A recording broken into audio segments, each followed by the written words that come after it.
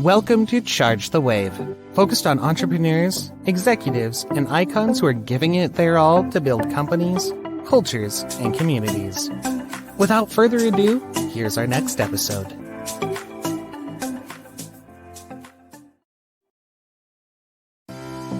Charge the Wave is brought to you by Footnote 4.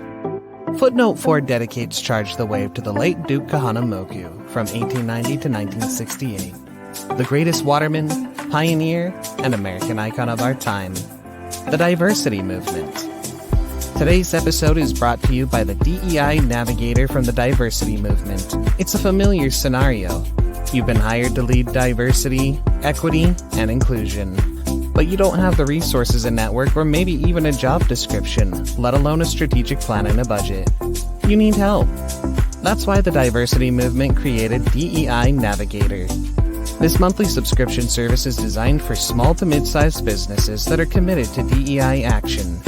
DEI Navigator is everything you need, all in one place.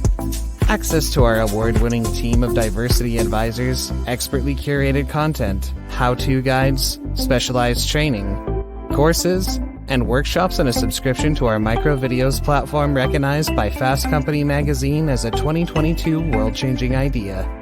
You get all these resources and more with DEI Navigator, and all at a fraction of the cost of hiring a full-service DEI consultancy. Visit www.thediversitymovement.com/footnote to learn more. Candle Cares. Candle Cares is a web tool that helps you be the light for others every night and helps your caregiving crew organize their tasks on a daily basis. Coming soon to Apple and Android. Outrigger Cold Brew Coffee Co. Outrigger Cold Brew Coffee Company is cold brewing the Aloha spirit from soil to sip, waking up the wayfarers with its signature Hawaiian blends of coffee beans and roasting styles, including 100% Kona coffee. Be wherever you may, and whatever your next challenge, we're cold brewing our next batch of Aloha spirit, from soil to sip, to help you charge the wave. Today our guest is Rukayatu Tijani. Ruky and I served on the Pipeline to Practice board together several years ago, and I also interviewed her for Above the Law in January 2020. She's the founder, creator, and chief Esquire officer of Firm for the Culture. She founded Firm for the Culture after years of serving as an IP attorney in the Silicon Valley office of Quinn Emanuel, one of the top litigation firms in the country. Firm for the Culture was born out of Ruky's passion for the law, social impact, social entrepreneurship, and strategically scaling to create sustainable change. Ruky is a proud Nigerian-American first-generation professional from the projects of Brooklyn, New York, a graduate of UC Berkeley School of Law, and a member of the New York and California state bars. Today, we'll cover her upbringing from the projects of Brooklyn, New York, where she's at right now, why she started Firm for the Culture, her progress in making a social impact, advice for people who are looking to change careers, and her message to the tech community that have recently been laid off. Without further ado, here is today's episode. Congrats on all your success with Firm for the Culture thus far. But before we jump right in, do you want to do a quick intro and provide some background, Ruky? Yeah. So first of all, Ty, I just want to start off by just saying thank you so much for having me on this amazing and established platform. We've known each other for a little bit of time right now, and it's been dynamic to see your success in your own regard. So a little bit about me. I'm a first generation everything from the projects of Brooklyn, New York. After graduating from Berkeley, UC Berkeley School of Law, I went on and joined a lot of top law firms. And even though I engaged that journey, in a way that was pretty much set out for me, I wanted to quit. And I wanted to quit because as a first generation, everything, I didn't know what I didn't know about navigating the space effectively. And that, frankly, along with the abysmal lack of diversity, made me want to quit. But I had friends and mentors and a little sprinkling of divine intervention that convinced me not to quit. So I ended up joining the number one litigation firm in the country as an IP attorney in the Silicon Valley, and I loved it. I loved engaging copyrights, trademarks, patents, trade secrets. I loved being with a lot of the burgeoning startups as well as the multi-billion-dollar unicorn companies. But I also wanted to make sure that I was utilizing my skill in a way that embraced uh, all of our diverse contributions to the culture and really encouraged all inventors, all creators, and folks who may not necessarily have a seat at the table to protect and monetize their brand and their creativity. So I decided to leave this fancy law firm and I started Firm for the Culture, which really doubles as my love letter to culture and creativity and creatives. And it allows me to really utilize the skill sets that I've learned in a lot of these top places in a way that helps social entrepreneurs and diverse founders play big without breaking the bank. Well, thank you for sharing that. Yeah. Quite an impactful statement and so interesting. Mhm. Well, let's jump right in. Where did you grow up? So I grew up in Brooklyn, New York, and I think every time someone new meets me, they'll know that within the first 30 seconds, because apparently us New Yorkers, especially Brooklynites, will just say, "Oh, I'm from Brooklyn. I just need you to know that." So it's a source of great pride. What block exactly? Let's dig in. Well, my mama still lives there, so I won't be too specific, but Okay. I'll talk about the general neighborhood. So Yeah. I grew up in Coney Island. I grew up in Coney Island in Brooklyn, New York, and oftentimes when people think of Coney Island, they think of the amusement rides, they think of the Cyclone baseball games, but there is very much a neighborhood behind all of the rides and the fanfare. And it's the neighborhood that I grew up in. It's the neighborhood that I went to school in, and it's a neighborhood that I essentially had my coming of age in.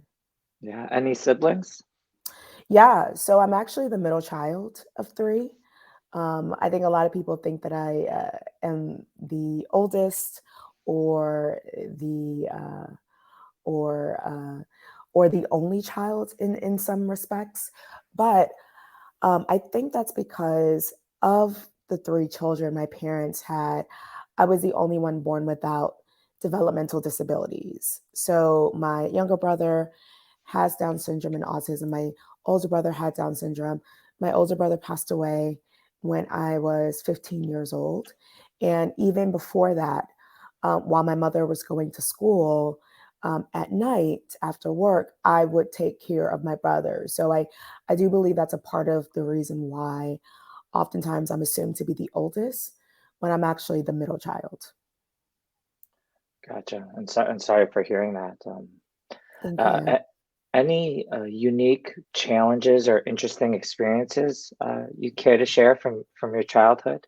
You mentioned a Yeah, couple already. yeah, for sure. So, as I noted, taking care of my developmentally disabled brothers. Yeah. But I think what compounded the impact of that was living in poverty, essentially. It was not uncommon for us to have more month than money or to figure out how we were going to pay our bills, pay the rent, pay for the next meal. And also in living in the projects of Brooklyn, New York, you see a lot of things Yeah. there. Oftentimes it goes beyond the pee in the elevators and the needles on the staircase. It really goes beyond all of that to see friends that may not make it to their 21st birthday or to go to baby showers of like 14 or 15-year olds. But there's a complexity. As much as my upbringing served as a source of a lot of trauma, it also served as a source of a lot of triumph and hustle and determination, because it was also in the projects of Brooklyn, New York, that I used to burrow myself away in like the bathroom or a closet to just study. So from that, I understood and learned how to study even in the midst of calamity and chaos. It was in the projects of Brooklyn, New York, that I knew you don't, you know, talk out of your people in Brooklyn will understand this. You don't talk out of the side of your neck to certain people. Like you pick your battles. You pick your Yeah. battles. And it was through that experience that I learned how to, really be discerning in big law and beyond as to what battles to pick and as to what, battles to ultimately hold on to ultimately win the war. So there were a lot of tried and true pieces of wisdom that I gained as a result of having navigated a space like the projects of Brooklyn, New York. And it's something that I still proudly, many of the skill sets, including the ones I mentioned, are still proudly ones that I use to this day. Any role models in particular that help you navigate these rough waters, these choppy seas? Yeah, for sure. I'm loving the analogy of choppy, and I see what you're doing. Charge the wave. Well, the captain, like if we're gonna still play that, the captain that helped me navigate these rocky waves, was one of my high school teachers. Her name is Susanna Jaburka, and I went to high school in Brooklyn. I went to a kind of magnet high school of sorts, and while I did pretty well or okay in high school, it wasn't until I became her Susanna Jaburga's student that I really realized, okay, I actually can do a lot more. And this is how I navigate how I do the more that I am intended to or purposed to. So Susanna Jaburga was the head of our school's We the People debate or constitutional law team. And in that capacity, she trained us in the understanding of the foundings of our country. So it was in her classes that we were trained on things like constitutional law, the Articles of Confederation, the Madison, Federalist Papers, the Anti-Federalist Papers, and slavery, all in hopes that we would compete with other schools in New York in particular, but also as part of a national competition to ultimately become the reigning champions of the We the People national competition. And I remember being in her class and her telling me after, me being a little lackadaisical, it was my senior year after all, that I could do better. And she would assign me things like reading the New York Times from cover to cover every single day and writing a summary and actually printing out and reading the United States Constitution and actually understanding, each of the sections of Article 1, Section 3, which is Congress's power or the legislative branch's power. And from that, I was part of a team, an inner city high school team that ended up beating, at the time, Stuyvesant High School, Half Hollow Hills High School, these very, very elite high schools in the competition. And we ended up going to Washington, D.C. and being named the top 14 in the nation with knowledge of the Constitution. And that changed my life. It changed my life because it helped me understand that I could actually put the work in and I could succeed in ways that up until that point I didn't really believe were possible. Well, that's amazing. I mean, I've been, writing, not to digress too much in this intro Yeah. segment, but I've been writing about law firms since 2014, and I've seen quite a few law firms come and go, a lot of different trends in the industry, and it's been pretty incredible watching your voyage and that root in your DNA of your persistence and the resilience, the pattern throughout your life that you've talked about and highlighted here. That's incredible. How did you select your undergrad and your law school? Yeah. So I want to take that question into two because regarding undergrad, I don't think I made that decision, frankly. And I'm sure a lot of young students of color or first gen students can identify with this. Although I was a smart girl and am a smart girl, my counselors didn't really encourage me to to apply to like the NYUs or the Columbias or the Cornells of the day.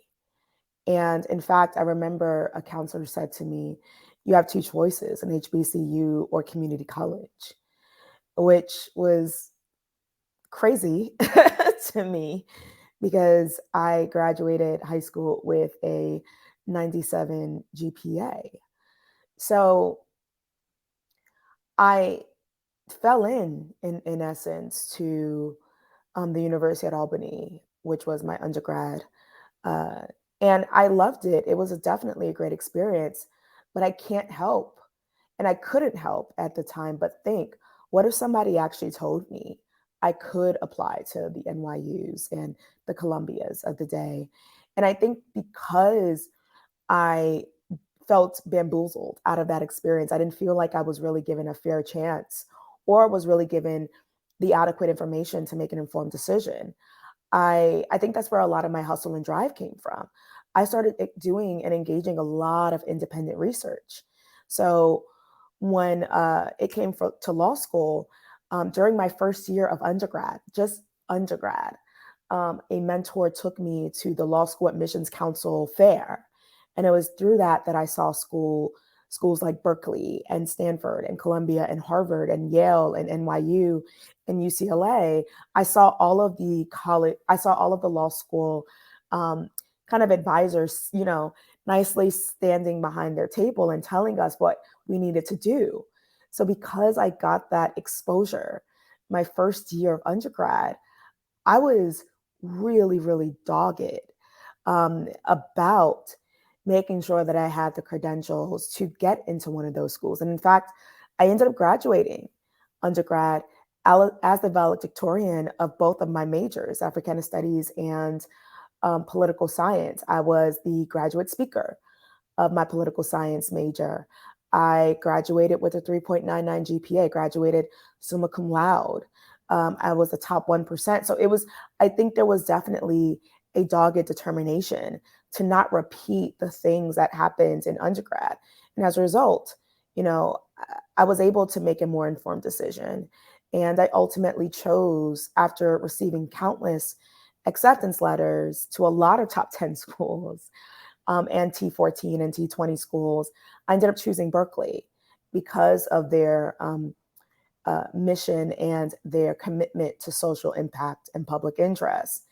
And because they were very explicit about embracing diversity. So that's where I decided to spend the next few years of my legal education. And I think what's so powerful is that the counselors didn't stop discouraging me, but I just happened to be more equipped. So whereas for my undergraduate decision, I didn't know what I didn't know. And I didn't know that I could go outside the counselor's office to talk about my insecurities, to get access to resources, to know, what pre-undergraduate programs were available to really optimize my college application process. And when it came to law school, the counselor still said the same thing. They said, you shouldn't even think about applying to top 10 schools. You shouldn't think about applying to any of these institutions. But I was equipped, having gone through one of the top pre-law programs in the country, the Trials program, which is an initiative and a collaborative effort between Harvard Law School and NYU Law School and the Advantage Testing Foundation. And having met in my cohort people from Yale undergrad, Berkeley undergrad, Harvard undergrad, having friends at schools like Berkeley and Harvard and Yale, and them telling me, no, actually, you should apply to these schools. So having been equipped this time with information outside of my own insecurities, because I still have them, as well as counselors who, with seemingly best intentions, I would believe they came with the best intentions, were not bearing me towards my purpose, I ultimately decided to go to Berkeley Law School. It's powerful, powerful. Thank you for sharing that. Yeah. the first segment is called, building the ship, and this segment that we're going to transition to is called sailing the ship. And I always like to kind of transition this segment with a shout out to Reid Hoffman and his book, The Startup of You. He talks about treating your career as a living, breathing, growing startup. Would love to hear a little bit about your career journey, some, stops along the way, and how you got to where you are today. Absolutely. And I think a lot of just how I learned to navigate my career really came in how I learned to navigate the law school application process, now that I reflect on it. As I noted a couple of seconds ago, it was through the lack of information or the lack of access to meaningful gems of wisdom that I became really, really dogged in my approach. And I became really, really determined to find out the things that could get me to the places I wanted to go. And, once I got to, Berkeley, and once I got to a lot of the fancy law firms, I think I kind of sat down for a moment. And I think I kind of sat back for a moment because I found myself as the only person who looked like me in these spaces. And I didn't want to shake up the boat, to give that analogy here. And as a result, I let other people kind of lead my career and take charge of my career. I wasn't campaigning as much to get on cases. I wasn't raising my hand to do the difficult matters. I didn't, because I didn't even know what a billable hour was, right? So because of that, I did find myself once again wanting to quit, wanting to leave the field, not thinking I was good enough. And as a result, I almost did quit. But again, friends and mentors and a sprinkling of divine intervention made me realize that I had agency in my career. It made me realize that if I wanted to experience more and optimize my career journey, I had to take responsibility for how I showed up. I had to do things like get career coaching to learn how to navigate corporate America, to get therapy, to learn how to overcome much of the trauma that I grew up with, and to get mentorship so I could use my career as a platform for meaningful social change and impact. Well, you certainly have been rocking the boat, I would say, over the last several years as you've been, wayfinding and sidewinding to find your place in the market. Anything in particular about your formative years, your background, your years in big law that led you to starting Firm for the Culture? Yeah, for sure. So as I noted, I'm from Brooklyn. So there's definitely that hustle vibe. Like, you don't come from the same place where Jay-Z and Biggie come from without really, having that hustle mentality of sorts. So I remember in college, I used to make and sell jewelry. And I remember just being so good at it that I ended up paying for a lot of my parents' furniture in their house. And I also used to sing the national anthem and the Black national anthem for money. And that ended up giving me the funds I needed to apply to law school and pay for my law school application. So there was definitely, I think, in that a strong foundation of asking for and going after the things that I wanted. And then, like I noted, I'm also an avid researcher. And one of the reasons why I love the law so much is that it really does award deep research and determine excavation. So the legal field is not one of those places where you can kind of fake it till you make it. It's a place where you got to roll up your sleeves, and it's a place where you got to start uncovering things like case precedent, case rules, horn books, treatises. And while honestly, I wish I could burrow myself in a corner and simply engage in research, the hustle part of me, and the fact that I now have a team to lead and impact to make, really gets me up in the morning to ask for what it is that we need to continue making the impact that we need. And then my faith. I have a really, really strong foundation in my faith. I like to call myself a God girl as a Christian. So even when it came to starting my entrepreneurship journey and starting Firm for the Culture, it was not something I had ever anticipated doing. But I do believe that it was something that I was kind of pushed to, in essence, or maybe graciously nudged towards uh, to start, because I knew that I wanted to make meaningful impact. And at the time, I didn't know how I was going to do it. And I remember just God like ordering my steps to get to what would ultimately become Firm for the Culture. Well, talk to me a little bit about that burning desire to found Firm for the Culture and what Firm for the Culture is about. Mission, vision, values.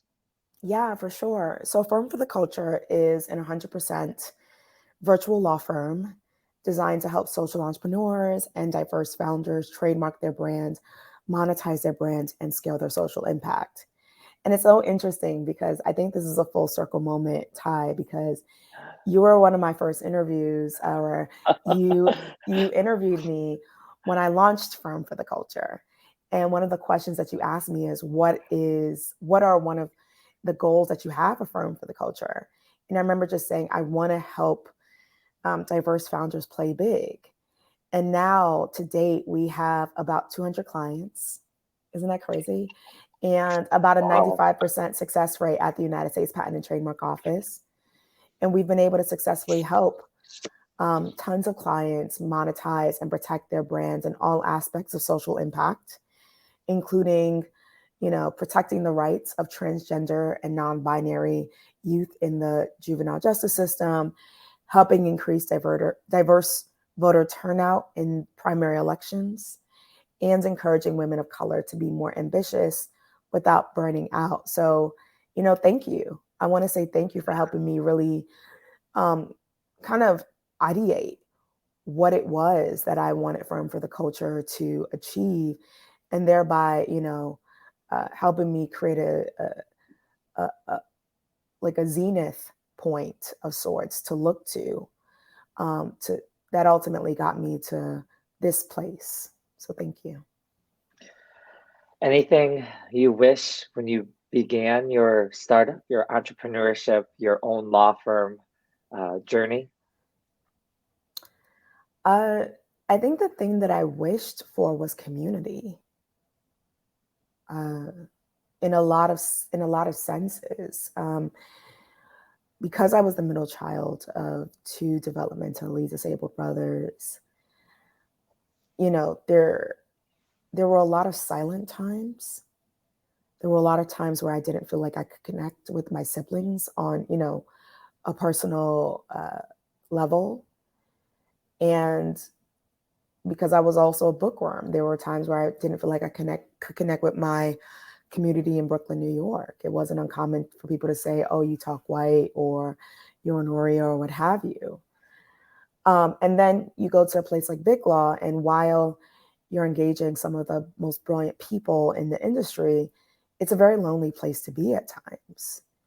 You are engaging hours upon hours of research and solitude.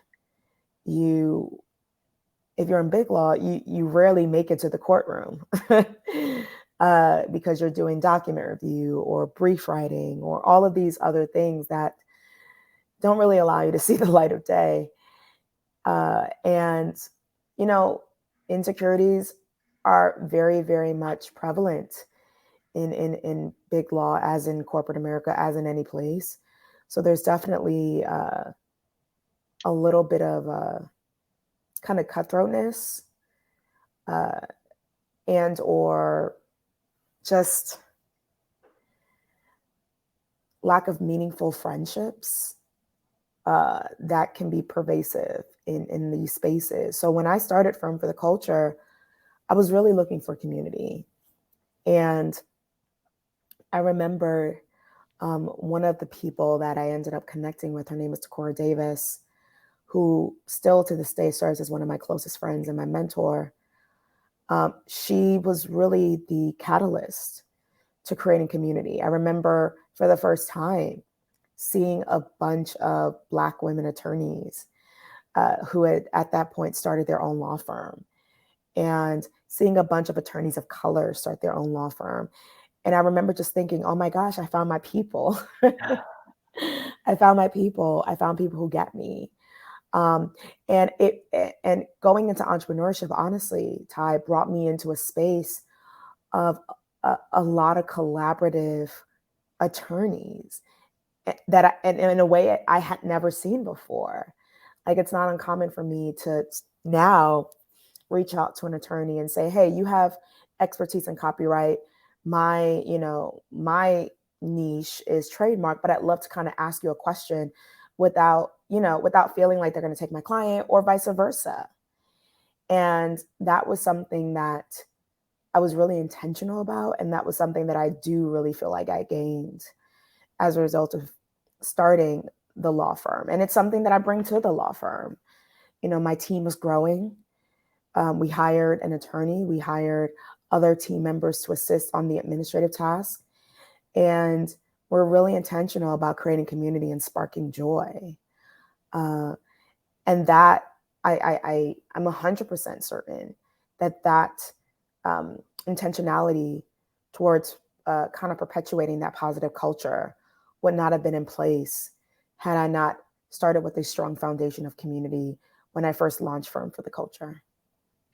And I remember hearing this, and I often repeat it. It's when you're building a business or a startup, you're staring at the abyss, chewing glass, getting donkey kicked in the stomach every day. And it's really the binds, the relationships that you're able to put together, that you're able to create and foster, that will get you through that chaos, that you can be hand in glove, hand in hand with a good teammates, with good colleagues, with good peers. Is there anything specifically that you look for when you're hiring or building out your team in individuals? I love that. I look for a can-do attitude, and I look for a figure it out attitude. Because we are a small but mighty team, every person's contribution or lack of contribution makes a huge, huge, huge difference in the firm. And I would be remiss if I failed to mention I haven't done it right. I haven't hired right. I've hired based on vibe. I've hired based on just the resume, instead of really digging deep into whether this person was a good fit, not only culturally, but like worth ethic wise. I also had to get very, very clear on the type of leader that I am. One of the things, and I kind of say this in jest with a couple of my mentor / law firm owner colleagues.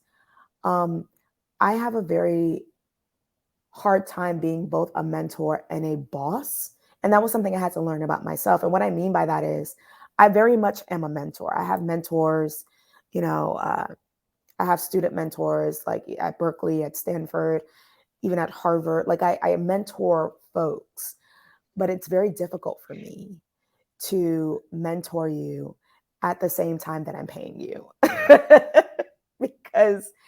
because we're so small, and because there's a level of need to know now that I need you to have. And if I'm kind of pouring into you, which I love to do, but also paying you, and there's a lot of, there's a huge learning curve that you're working to achieve, it gets a little hard to move meaningfully and efficiently towards progress, in my experience.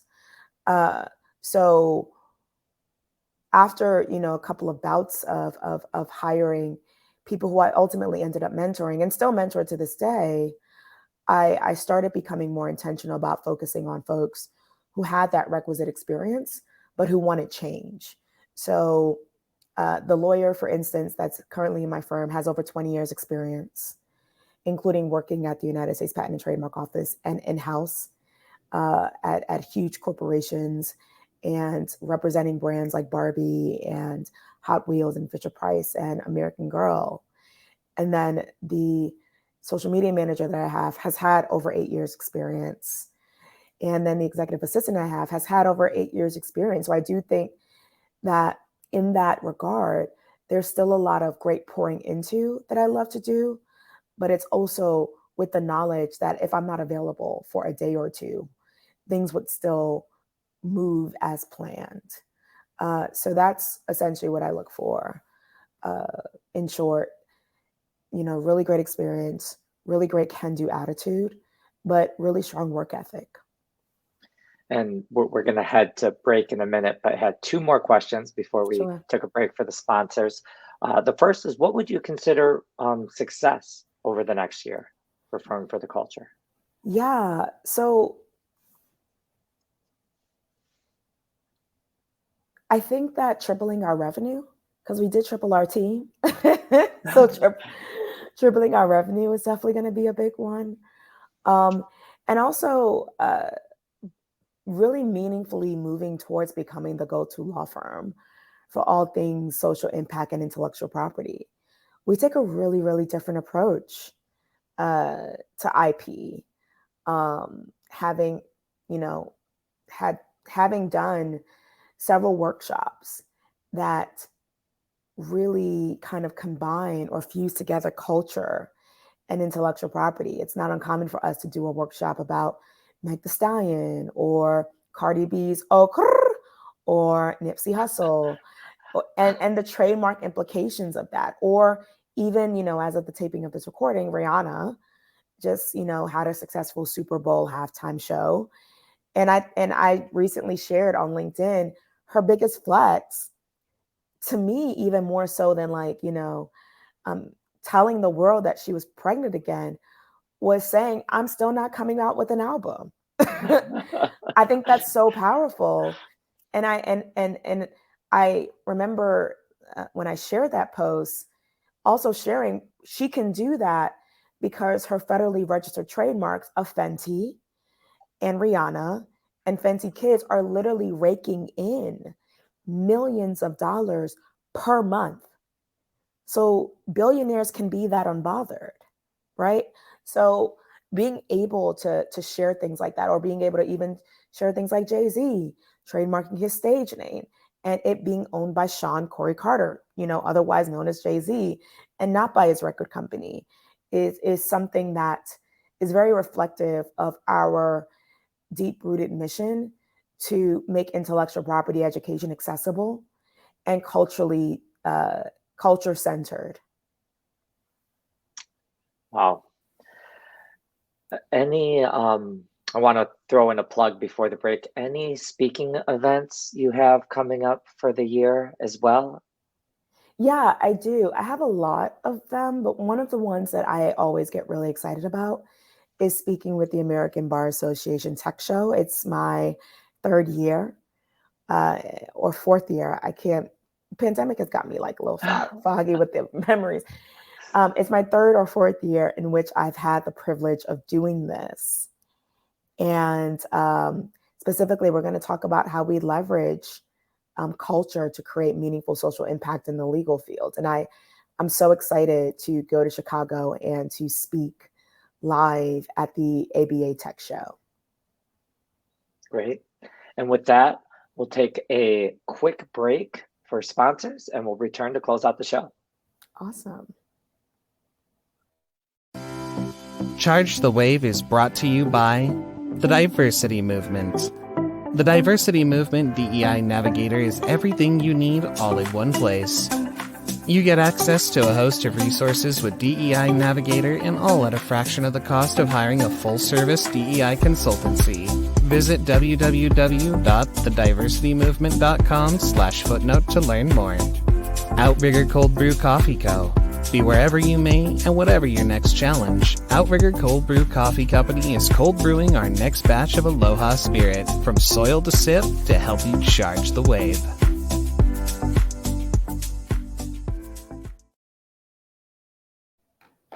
Okay, now we're going to hit the advice segment. One piece of advice for attorneys thinking of leaving big law. Oh, wow. I think one piece of advice that can I put it in two parts? Can I do, we're such lawyers. I'm like, can I do like 1A and 1B? So 1A is that there's often a false dichotomy in the legal field, especially when you just have learned to be really, really successful and are curious and smart. But I do believe that there's a false dichotomy in the legal field that we need to really start to address if people are going to make meaningful contributions to the legal field. And that false dichotomy is between, doing corporate or big law work and being rich or getting the money and not having, and then if you decide to leave that space, not having any other option but doing poor or, uh, good work or, the work that Jesus would do, right? And I think oftentimes, because that false dichotomy is perpetuated, the moment that somebody says, I'm leaving big law, it's like, well, how are you going to pay your bills? Like, what does this mean? What does this mean? And I'm here to say, as a person who left the number one litigation firm in the country as an IP attorney in the Silicon Valley to start my own law firm, and as a person who purchased my first house as a full-time entrepreneur, that dichotomy is very much a myth. And you can make meaningful impact. You can make meaningful contributions to the legal field without going broke and without feeling like you have to. And I'm not, no knock to nonprofit work. In fact, much of the work that nonprofit organizations do is the reason why we're able to, as BIPOC and other dynamic intersectional identifying people, we're able to navigate the spaces that we navigate. But what I am saying is, it's not, all or nothing. You're not making all the money in big law and then going broke in nonprofit. There's definitely a middle ground, and there's definitely a way to create meaningful social impact while you are engaging the payment of your bills.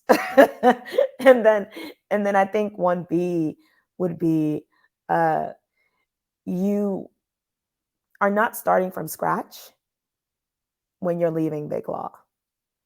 One of the biggest things that I really had to wrestle with was this narrative that I was telling myself, which was, I'm starting from the beginning. And my therapist really helped me unpack that because I remember just feeling like I'm going to lose all my contacts in big law. I'm going to lose all of my connections in big law. I'm going to lose the elite, the elite title that comes with saying, oh, I'm from XYZ law firm. And I'm going to lose a lot of the prestige that comes with leaving big law. But what I've gained and what I could take with me includes the knowledge that I've learned navigating big law, the degrees or the accolades that I've gotten as a result of big law. Like, I still have my passage of the California and New York bar exams, right? I can take with me the many meaningful relationships that I've established in big law, and I can take with me the wisdom and the lessons that I've learned in terms of leading others in the legal field.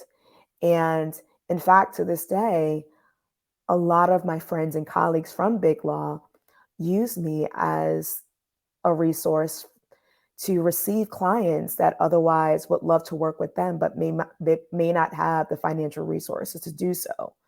So I think between those two, the dichotomy between rich big law and poor nonprofit law, that's a myth. And two, you're not starting from scratch when you're leaving big law.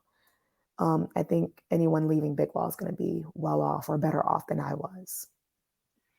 And because our audience isn't just attorneys and law students, to be sure, just taking it up a plane when we're thinking about, working outside the A-frame, for anyone who is feeling stuck or is just looking for new opportunities, do you have any general career advice for someone who's just feeling in a rut, or maybe who just got laid off? Absolutely. So a lot of layoffs. And absolutely. And I love that you mentioned that because as an attorney who worked in the Silicon Valley, I've made a lot of friends in tech, and a lot of them are have been laid off. And I'm sharing this with you on the heels of having just sent a voice note to a friend, just saying, keep on going. I'll introduce you to this person. I will make sure, like, I'll review your resume. I'll make sure that I'm a listening ear when you need me. So I want to just like talk to the tech specific people for a second, and then I'll like go back to the more general information. I know that this is a hard journey. I know that this is a difficult season. Um, you being let go is not a rebuke of your character, is not a rebuke of your ability to get the job done. I do think that, from outside looking in, so, I'm part of my business ministry, so tell me when it's time to mind my business. But from the outside looking in, I do think that we're in a bit of a revelation of sorts. I do think that we're in a bit of a renaissance. People are realizing that the way we work isn't working. And people are really starting to reevaluate whether the leaders that are leading our tech companies, most of whom, frankly, just don't have the EQ to lead like empathetically and authentically. A lot of us are looking at our leaders and wondering, do I trust you? Do I trust you with my career? Do I trust you with my family? Do I trust you with my purpose? So I do think that, even as a leader of a quote unquote non-tech, but tech, tech centered, like I use a lot of technology in my firm as a non-techie leader, talking to a lot of my clients who are technical founders and technical leaders, I do believe that there is a renaissance in what empathetic and intentional leadership looks like. Because it shouldn't be the case that, 11,000 folks are just let go from an email and are notified through an email at 3:00 in the morning. And there's no news that the founder of said organization is not going to take a pay cut to save just a few more workers. It shouldn't be the case that, the responsibility or the onus falls on people who happen to come across a friend's LinkedIn, LinkedIn comment or LinkedIn post to find, now we're helping them find a job. And not to say that, we're not going to gladly take on that burden for the sake of our friends, but the fact that we are the ones taking on the burden because there is no other way is inherently problematic. So again, I think we are definitely well positioned to look at how we are working and to have a better way of moving forward. Now, regarding those who feel stuck or seeking new opportunities, I think a few pragmatic things are helpful. I'm a pragmatic person, so I'm not going to say, reach for the stars, keep on going. Like, we're not doing that here. Get a career coach. Getting a career coach was one of the best investments that I made. And if you, I believe that Korn Ferry, that's the career coaching program that I use. Korn Ferry spelled Korn, Ferry, Ferry. They provide career coaching, and it's a little less than, I think, $100 or $50 a month. So it's definitely more financially accessible than many people anticipate. And it was through me having a career coach in my transition from big law to full-time entrepreneurship that I was able to just be able to hit the ground running. 2, take therapy. Therapy is not for crazy people. Therapy is not for troubled people. Therapy is for people. There's going to be a lot of narratives and triggers that you are learning to overcome when you are stuck or when you are let go of a job or when you are making a huge transition in life. And having a qualified therapist with you to unpack, what is coming up on your journey and how you navigate effectively the parts of your journey that are a little bit more tumultuous than others is definitely going to be important to keep you going. And then 3, hang out with friends who affirm you, especially in dark times. Again, one of the things I'm doing with my dear friend is just affirming her. I think she's one of the most brilliant people that I know, who happens to have been at a tech company that let go of her and thousands of other team members. So being able to just affirm her and make her feel like she still has a place in the world is definitely something that I feel privileged to do, but I also lean back into in terms of receiving affirmation from friends if and when needed.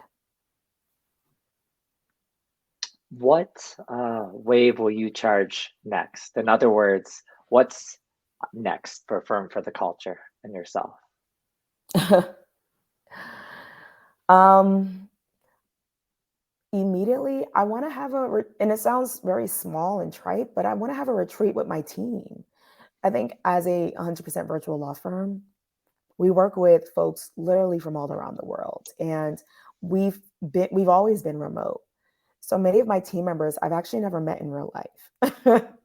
So being able to just hug them, consented, of course, because we in California, labor and employment laws are real. But being able to hug them and being able to, break bread with them and connect with them and hear their stories, definitely a huge next step for Firm for the Culture. Because at Firm for the Culture, we're very intentional about bringing joy to the workplace. So I do think that being able to do that in a very connected way, away from a lot of the cases, away from all of the calls and emails, what have you, is going to be awesome. And then long term, we want to be the go-to intellectual property firm for all things social impact. If you're thinking about playing big, if you're thinking about making a meaningful change, if you're thinking about increasing diversity in STEM education, increasing diversity in tech, or breaking down barriers to entry for in the fashion company or anything else of meaningful social impact. And you want to make sure that your IP is protected. We want to be the first firm that's top of mind in all aspects of your intellectual property. So that's what's next for us. Great. And with that, we'll move to the coffee buzz round, or the final component of the show. Okay. My favorite caffeine is Outrigger Cold Brew Coffee. I'm biased, of course, and that's one of our sponsors. Do you have a favorite caffeine of choice or morning pick-me-up? Wow. Well, I definitely got to try Outrigger. It sounds yummy. A Starbucks Pike Place is definitely my coffee of choice. I'm a relative purist. I've never really been the one to go for all the fancy drinks. It's like, just give me a black coffee with some cream and sugar, and I'm a happy camper. Any favorite local restaurants? Oh, wow. I don't know if I have a favorite local restaurant. Well, actually, I'm lying. I love hole in the wall Nigerian spots, or I love hole in the wall tacos. I love hole in the wall spots. Like, I just love being able to get something really, really authentic.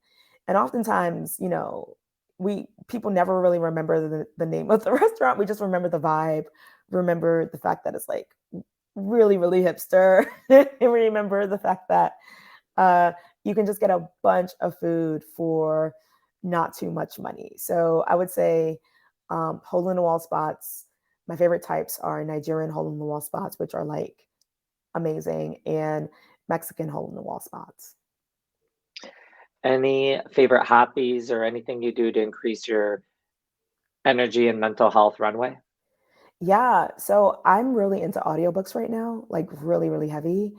And I'm rereading a book called The Breakup Boot Camp, The Art and Science Behind Breaking Up. And, while I think, and the reason I'm reading it is because I just happened to come across it in my recommended books. And I was like, that sounds like an interesting book, but it's really, really powerful. And it's helping me understand my different attachment styles. It's helping me understand why I get triggered and why I respond to certain things. And it's helping me overcome them in really, really meaningful and pragmatic ways. So I'm really, really into audiobooks right now. And I'm also into this like tech app that is just changing my life. It's called Groove, and it is virtual co-working, essentially reimagined. What we do is we meet up to 3 other folks from all around the world, literally, and we engage in 50-minute Pomodoro sessions where in each session we talk about things that we're going to get done and we do them. And to date, I've done about 1,000 grooves. Wow. And it's been, yeah. And I'm actually having you asked me about my upcoming events. I'm actually having a LinkedIn Live soon with the founder of Groove, because I just think they've done an amazing and splendid job in designing tech for meaningful connection and community. I think they've done an amazing job. Favorite musical, show, sports team? My favorite show is The Office. Like, I am actually one of those folks that has watched The Office, the entire series 3 times. It is insanity. I just know that every time I come back, it's going to be the place that I can get laughs. I can like, there's not a time where I think, oh, I don't know what to expect from here. It's like, I know that, Michael Scott is going to say something absolutely inappropriate, right? Dwight is going to do something absolutely inappropriate, and just the characters are going to be like a ragtag, just dynamic team of folks who just make me laugh. So I love that show. I really, really love that show. Creed, Jim, Pam, Andy. I love Exactly. that show. It's amazing. Jim and Pam are just going to keep the tension running for as long as possible, even though Pam knows she's in love with Jim. But let me not stir the tea right now. Favorite vacation spot? I love New Orleans for a few reasons. I love the diversity of the state of the city. I love feeling like I'm in another country when I'm in New Orleans, and can never go wrong with some beignets. I'm going there in March. I'm looking forward to it. Ooh, vacation, personal, business? My wife is a first grade teacher, so it is her spring break. We'll get away for the weekend. Always a little business, but mainly tourists. So. Oh my gosh, really great places. Please let me know if you want any recommendations. I have a list. Definitely. Dream concert. Oh wow.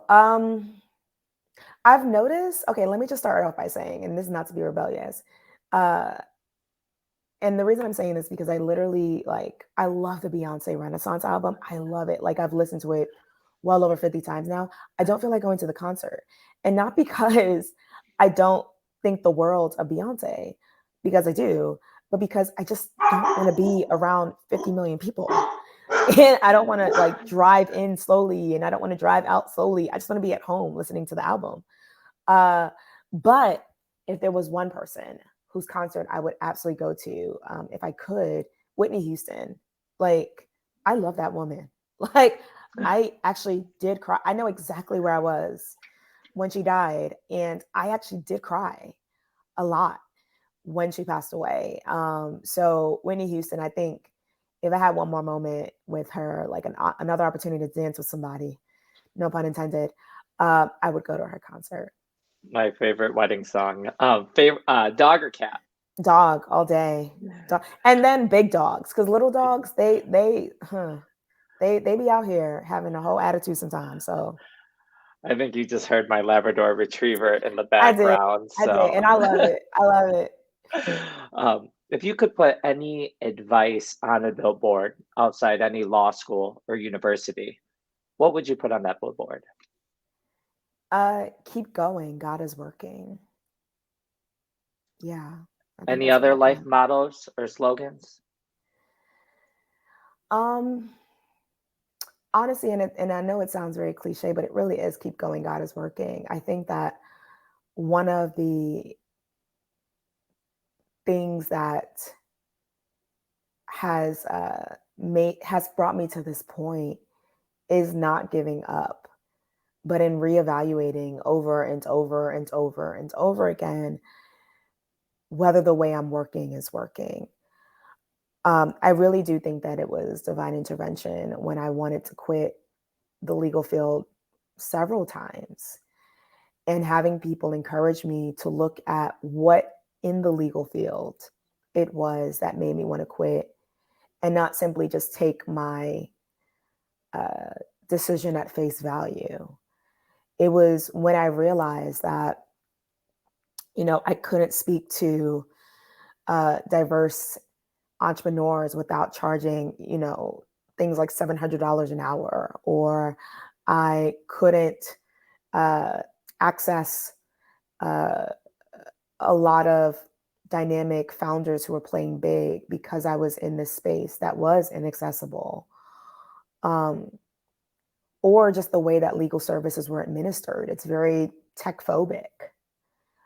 So when I realized that it was not necessarily the law that I didn't like, it was the way legal services were given, that I decided to make a change, and that's what's kept me going. So I think just if there's anything that I can share, it's keep going, but also keep evaluating and reevaluating, and keep on asking yourself, is the way this is working, is that working? Because I think it's in that space of reevaluation that you actually can come out with ways that change the status quo as we know it in very beneficial ways. Anything next on your bucket list that you'd like to check off?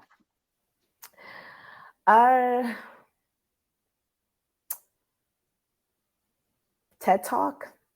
Yeah, that's the first thing that comes to mind, a TED Talk. I've learned a lot in being a law firm founder. I've learned a lot in speaking to thousands of folks who are seeking to play big with intellectual property. I've learned a lot of lessons as a leader.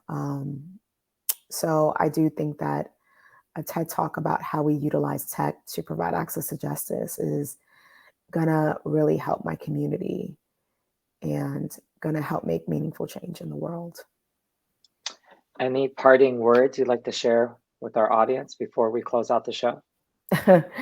I'd be remiss if I didn't shout out my firm, Firm for the Culture. We're a virtual law firm for social entrepreneurs and diverse founders.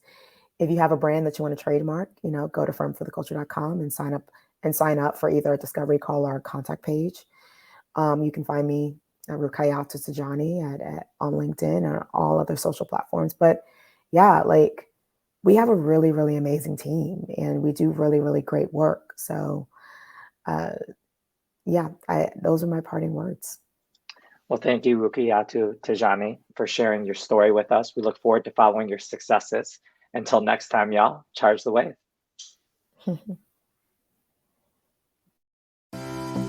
Thank you for tuning in to another episode of Charge the Wave, focused on entrepreneurs, executives, and icons who are assiduously building companies, cultures, and communities. Till next time, charge the wave.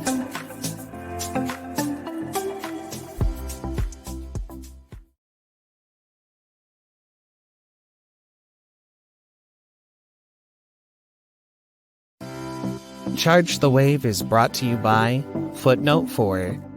Footnote 4 has had a front row seat to many recent successes in the last several years, both advising and consulting for incredible individuals and teams who have risen above their stations by building high-performance crews and cultures, and carving their own paths throughout various industries along the way. Footnote 4 dedicates Charge the Wave to the late Duke Kahanamoku from 1890 to 1968. The greatest waterman, pioneer, and American icon of our time. The Diversity Movement. The Diversity Movement's DEI Navigator is everything you need all in one place. You get access to a host of resources with DEI Navigator, and all at a fraction of the cost of hiring a full-service DEI consultancy. Visit www.thediversitymovement.com/footnote to learn more. Candle Cares.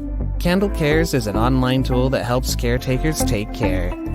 Nowadays, caregiving has become a full-time job for one's parents, children, fur babies, and ohana. Candle Cares helps you manage your caregiver crew, loved ones who need care, and everyday tasks. A single candle can light many other candles without losing its own light.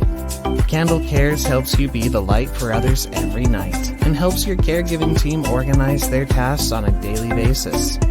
Coming soon to Apple and Android. Outrigger Cold Brew Coffee Co.